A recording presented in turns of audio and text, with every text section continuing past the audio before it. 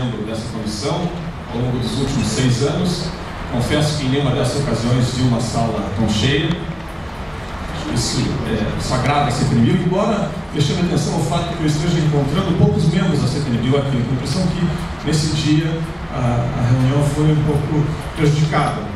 E agradeço ao Cultura Gênio por ter trazido os seus 45 funcionários e 13 terceirizados, porque isso, sem dúvida, contribuiu para que nós tivéssemos uma sala cheia.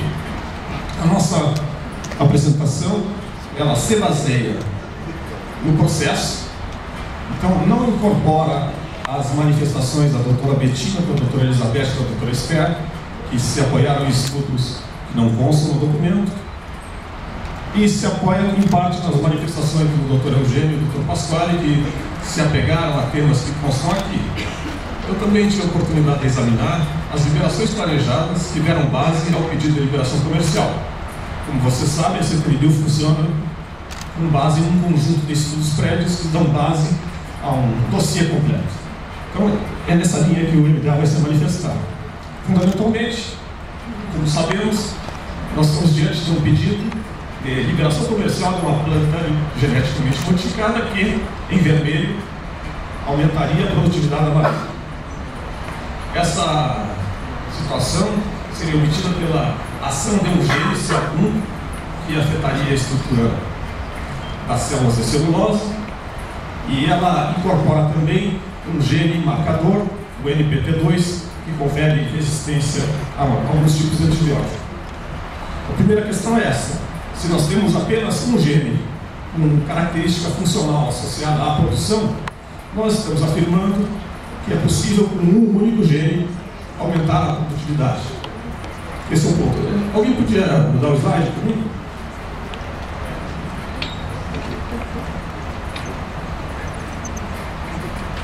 Então, nós estamos tratando, esse é o terceiro slide. Nós estamos partindo de um pressuposto antigo da engenharia genética, que é a base, a pedra basilar dessas construções, que supõe que é possível, transferindo um único comando genético, levar uma característica de um ser para outro. E mais do que isso, nós estamos supondo que é possível mexer com a produtividade, alterando o eucalipto pela incorporação do gene CA1 e mais o seu marcador. Percebam que há mais de 30 anos não se acredita nessa afirmativa. Há mais de 30 anos se acredita que o desenvolvimento dos seres implica uma relação intercombinada em sistemas que se sucedem ao longo do tempo, de tal maneira que não é possível mexer em uma peça do sistema sem correr risco de alterar outras peças.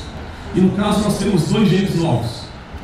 Portanto, é de considerar a possibilidade de que ao longo do desenvolvimento da planta existam interações e existam efeitos não percebidos.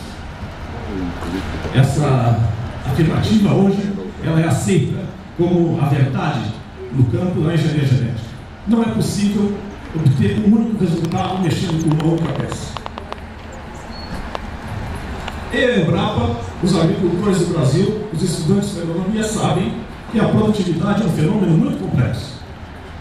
E existem fatores que determinam a produtividade, são fatores estruturantes da produtividade, que trabalham na relação entre a planta e o ambiente que a cerca.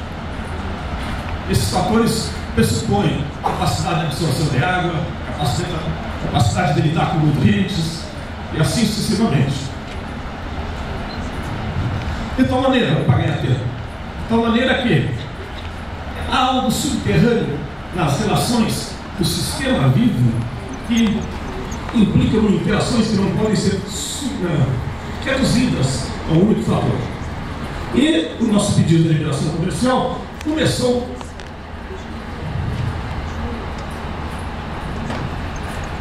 com 2 processos que em 2004 e 2005 falavam em alteração para a produção de celulose. Esses 2 processos ao longo do tempo foram alterados, de tal maneira que em torno de 2012 o discurso passou a ser ganho de produtividade. O gene CA1, que inicialmente era mencionado como responsável por oferecer o maior teor de celulose, passou a ser responsável por oferecer maior produtividade. Dos ensaios produzidos e submetidos à CTNBio, eu tive a oportunidade de examinar 19. Esses 19, aqueles que foram elaborados entre 2011, no ano de 2011, deles apenas 2, aqueles mencionados em vermelho, o 3683 e o 3684, tratavam de produtividade para a produção de celulose. A palavra produtividade entra aí. E os processos de 2012 em diante, o 919 e 3280, falam em produtividade da madeira. E nenhum desses estudos foi concluído. Todos eles são trabalhos que vão levar 7 anos e que estarão prontos no ano 2018 ou no ano 2020. Portanto, os estudos básicos que dariam sustentação ao pedido de liberação comercial estão em andamento. Esse é um ponto crucial nessa nossa discussão. Não existe uma conclusão dos estudos prévios oferecidos à CTNBio que sustentariam o pedido de liberação comercial. Contrariando o Dr. Pasquale, em relação a essa afirmativa anterior, contrariando o Dr. Pasquale, os estudos contidos no processo afirmam que o eucalipto geneticamente modificado contém uma ortoorganina, que parece ser um efeito pleotrópico inesperado associado à inserção do transgênico. Uma outra contrariedade é de que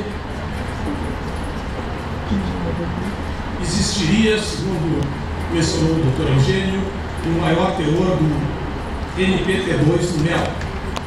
E existe, portanto, a possibilidade de um mel carregando uma proteína que oferece possibilidade de tolerância a antibióticos nos compostos que são oferecidos às pessoas que usam o mel como objetivo de tratamento. Todas as crianças na agricultura familiar fazem isso. A doutora Elizabeth menciona a expectativa de dobrar a área cultivada, 7,6 milhões de hectares cultivados com eucalipto, utilizando esta planta geneticamente modificada. Nós suspeitamos 3 minutos. Nós suspeitamos que essa decisão fere um acordo internacional estabelecido e assinado pelo Brasil na Convenção de Biodiversidade.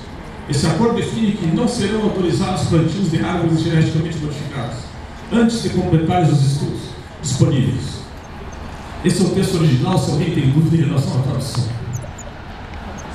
Enfim, nós temos necessidade de estudos mais detalhados que o Pinochet não oferece, que sustentem as afirmativas de que essa maior produção de biomassa não implicará em maior consumo de água, que estudem em detalhe a produção e o consumo de mel e o processo de decomposição. No município de Mandirituba, no Paraná, nós temos 7 tipos de abelhas ativas. Essas abelhas produzem, com uma mesma florada, abelhas diferentes produzem mel de qualidade diferente. A introdução desse transgênio deve ser avaliada em relação a esse complexo ecológico. Estudar um tipo de abelha não é suficiente. Então nós temos estudos incompletos, ensaios inconclusos e nós temos compromissos com o princípio da precaução. A obrigatoriedade de tomar uma decisão apontaria no sentido da recusa do pedido, do seu indeferimento. E cada um de nós é responsável nesse sentido. A lei de biossegurança é clara. Todos aqueles que de alguma forma intervirem em processos que causem danos ao meio ambiente ou a terceiros responderão. A liberação de um pedido dessa magnitude, sem a conclusão dos estudos prévios, sem a realização de estudos consistentes, sem o tratamento do ciclo que se propõe. Imagine quando você fala em estabilidade do transgênico, que nós precisamos verificar a estabilidade ao longo de gerações. E nós não concluímos os estudos prévios de 7 anos. Isso tudo nos coloca diante de uma situação complexa, levando em conta o que trata a lei de biossegurança. Obrigado.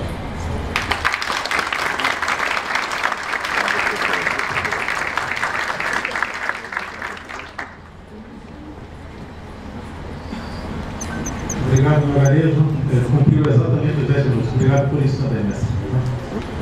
A próxima apresentação do Marcos Vinícius Segurado Coelho, Ministério da Agricultura.